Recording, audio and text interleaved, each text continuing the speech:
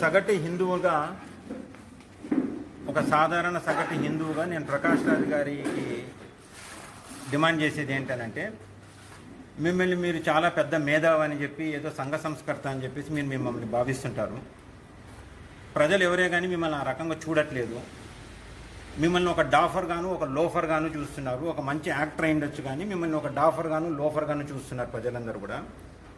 మీరేమనుకుంటున్నారు అని అంటే, ఏదో హిందువుల్ని, హిందూ సనాతన ధర్మాన్ని పాటించే వాళ్ళని విమర్శిస్తే మిగతా వాళ్ళకు మీరు ఏదో మంచి చేసినట్లు అవుతారని చెప్పేసి మీరు భావిస్తుండొచ్చు.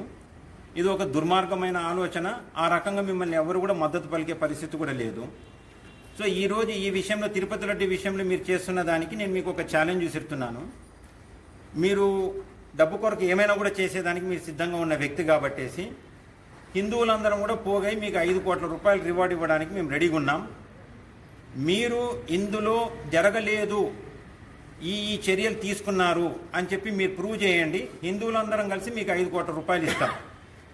ప్రూవ్ చేయలేదు అనుకోండి, లేదా అదే నూనెని ఏదైతే అదే గీ అని చెప్తున్న అదే పదార్థాన్ని మీరు నిత్యం మీ ఇంట్లో భోంచేయండి సార్, దాన్ని వాడుకొని.